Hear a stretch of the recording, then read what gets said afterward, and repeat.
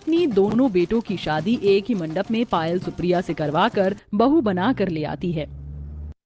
ओह God, इस 10 kilo के bridal लहंगे से मेरा तो दम निकल रहा है। बस फटाफट से ये फालतू की रिचुअल्स खत्म हो, बेडरूम में जाते ही मैं ये जोड़ा उतार के फेंकूंगी। तभी मॉडर्न पड़ोसन मोना पायल के लहंगे की तारीफ करते हुए, Malini darling, I must say कि तुम्हारी छोटी बहू का ड्रेसिंग सेंस काफी अच्छा है। कितनी गॉर्जियस लग रही है स्लाइड शेड लहंगे में। Thank you for the compliment darling aunty ji, but मेरी पसंद सबसे हटकर, स्पेशली वरना कुछ देहाती लोग तो इतनी डार्क कलर कैरी करते हैं जो जचता भी नहीं। पायल ये तंज घूंघट में खड़ी संगीता को सुना रही थी। तभी पड़ोसन कविता प्रशंसा करते हुए, कुछ भी कह लो मगर दुल्हन का रूप लाल रंग और कत्थक रंग के जोड़े में ही खिलता है। मालिनी, तुम्हारी बड़ी बहू में कितने अदब और सलीके से जोड़ा पहनावे से आचरण का पता चलता है। इसके अच्छे आचरण का क्या मुझे अचार डालना है? तो मेरे बेटे की मनपसंद के चलते आ गई, वरना मैं अपनी पसंद से बड़ी बहू भी पायल बहू की तरह चुनकर लाती। पता नहीं मम्मी जी का ये लेक्चर कहाँ समाप्त होगा। जब घी सीधी उंगली से ना निकले तो उंगली टेढ़ी करनी पड़ती है। गर्मी से परेशान पायल बेहोश होने का नाटक करती है। अरे क्या हुआ पायल बहू, संभाल कर, तुम ठीक तो हो? मम्मी जी, मुझे बहुत ज्यादा चक्कर आ रहे हैं। लगता है तुम्हें गर्मी लग गई है। बस 2 मिनट में मैं तुम्हारा गृह प्रवेश करवा देती हूँ, फिर तुम आराम कर लेना। पर मालिनी, पहले तो मैं संगीता बहू का गृह प्रवेश करवाना चाहिए। देखो जी, मुझे पता है इस बहू को कौन से स्थान पर रखना है। वैसे भी ये बहू मुझे खास पसंद नहीं। मालिनी के कटु शब्द से घूंघट में खड़ी संगीता का मन दुख जाता है। इधर दो आरती की थाली, मैं अपने घर की लक्ष्मी का गृह प्रवेश करवा लूंगा। कलश गिराकर संगीता पांव छूती है। नमस्ते बाबूजी। सदा सुहागन रहो, दूधो नहाओ, पूतो फलो बहू। बहू, इस घर में तुम्हारी बहुत सी परीक्षाएं होंगी, लेकिन तुम हिम्मत मत हारना। तुम्हारे बाबूजी तुम्हारे साथ हैं। धन्यवाद बाबूजी। दरअसल अमीर पायल को मालिनी अपनी पसंद से चुनकर लाई थी, जबकि संगीता गरीब घर से आई थी। उसकी दर्जी माँ ने एक जोड़े में उसकी विदाई कर दी थी, जिसके चलते मालिनी भेदभाव सहित दोनों का स्वागत करती है। पायल प्लीज जल्दी से आ जाओ, आज पूरी रात यूं ही खराब करने का इरादा है क्या? बस आ गई darling, just give me 2 minutes. बताओ कैसी लग रही हूँ मैं? तुमने ड्रेस चेंज कर लिया? मैं तो घबरा गया था कि कहीं तुम्हें अंदर फिर से चक्कर ना आ गया हो। वो तो मैंने बाहर मेलोड्रामा किया था। आप चेंज करके इस नाइटी में कंफर्टेबल फील हो रहा है। तभी दरवाजे पर खटखटाहट होती। मालिनी हाथों में दूध का ग्लास लेकर खड़ी थी। बहू, ये केसर बादाम वाला दूध तुम दोनों के लिए। थैंक यू मम्मी जी। ये सासू माँ फालतू में कबाब में हड्डी बनने चली आई। ओके मम्मी जी, गुड नाइट, मैं टायर्ड फील कर रही हूँ। बोलते हुए मॉडर्न बहू मुंह पर दरवाजा मार देती है। वहीं दूसरी तरफ गरीब बहू दुखी थी। संगीता, तुम अब तक माँ की बातों को दिल से लगाए बैठी हो। माँ जी की गलती नहीं है सिद्धांत जी। पायल की तुलना में दहेज में मैं कुछ भी नहीं लाई, इसीलिए माँ नाराज है। संगीता, मेरी माँ बाहर से जितनी कठोर है ना, अंदर से नारियल जितनी नरम है। देखना, बच्चा हो जाने के बाद वो मान जाएंगी। संगीता हर दिन सास का दिल जीतने का प्रयत्न करती, लेकिन मालिनी उसे सुई बराबर भी अहमियत नहीं देती है। वहीं एक सुबह संगीता को उल्टी करते देख, संगीता तुम ठीक तो हो? इतनी उल्टी क्यों हो रही हैं? सिद्धांत जी, कुछ दिनों से मेरा दिल बहुत कच्चा कच्चा रह रहा है। खट्टा खट्टा खाने का मन कर रहा है।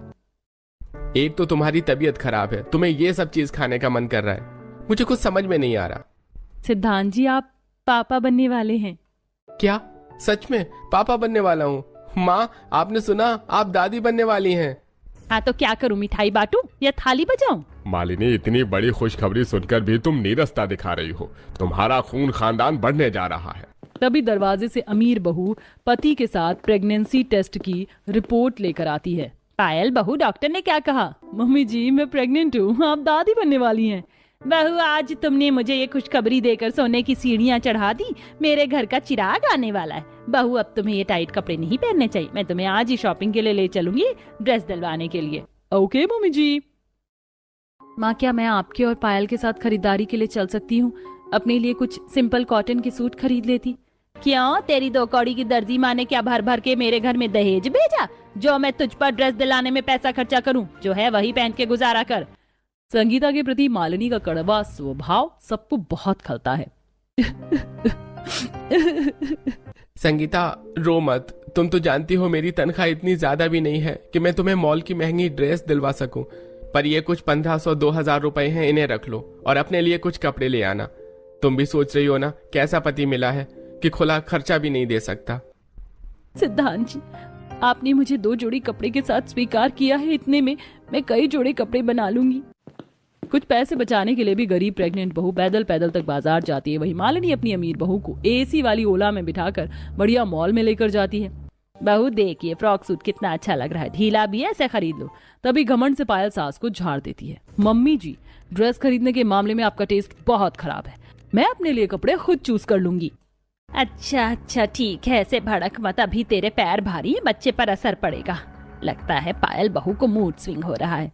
अमीर बहू एक से बढ़कर एक महंगी महंगी ड्रेस चुनती है। तभी वह एक डमी पर बेबी शार के लिए सुंदर सा गाउन देखती है जो कि स्टॉक के पास से विजुअल था।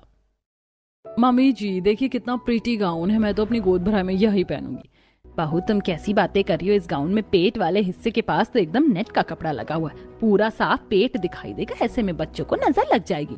This is too much. अब तो ये सासू माँ मुझे इरिटेट कर रही है, बच्चा मैं कैरी कर रही हूँ और कपड़े मैं इनके अकॉर्डिंग पहनूं, नेवर। आइए जी, सस्ते में कॉटन का, सिल्क का, मलमल का कपड़ा ले जाइए। आइए आइए बहन जी आइए।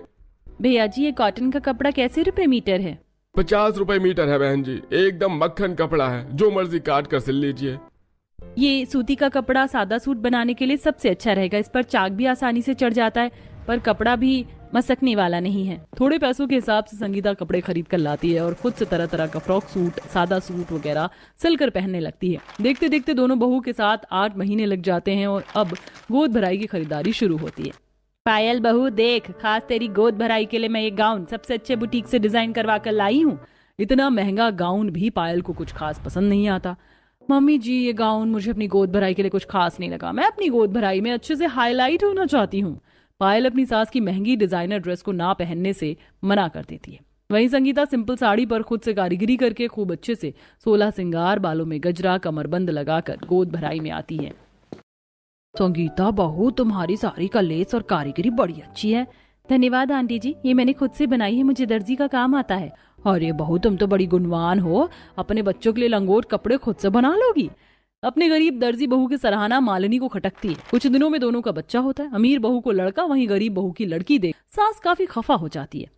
खुद तो दहेज लाई नहीं, बेटी पैदा करके बोझ और बढ़ा दिया, मेरे दांत तो खट्टे हो गए।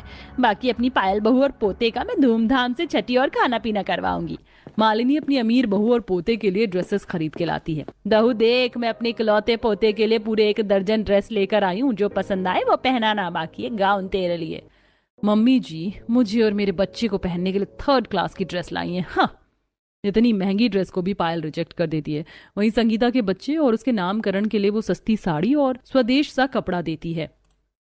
सही है, इस गरीब वाली बहू और बच्चे के कपड़े में 1000 में ही निपटारा हो गया। कल मेरे पोते का नामकरण सही ढंग से हो जाए। ये साड़ी तो कितनी प्लेन है और कपड़ा भी खिंचता रहा। ऐसा करती हूँ, इस पर लेस लगाकर थोड़ी कारीगरी कर देती हूँ। सास के दिए सस्ते ड्रेस को भी गरीब बहू रात भर जाग कर बेहतर बनाती है। वहीं पायल अगले दिन अपनी माँ का ड्रेस पहनती है। और लिली मेरा प्रिंस रोई रोई नहीं करते। पायल बहू तूने कितनी गर्मी में बच्चे को जॉर्जेट कपड़ा क्यों पहना रखा है? मैं जो कॉटन का ड्रेस लेकर आई थी वो कहाँ है? तूने भी ड्रेस बदली हुई है पहनी है? तूने भी ड्रेस बदली हुई पहनी है? मम्मी जी आपकी डाउन मार्केट ड्रेस पहनकर मुझे अपनी इंसल्ट नहीं करवानी थी। देखिए मेरी मम्मी ने मुझे कितना एक्सपेंसिव ड्रेस प्रेजेंट किया है। नामकरण के पूरे रस्म में पायल अपनी माँ को आगे रखती है, जबकि संगीता अपनी सास को ही प्रथम स्थान देती है, जिसे वो बहुत पछतावा करती है।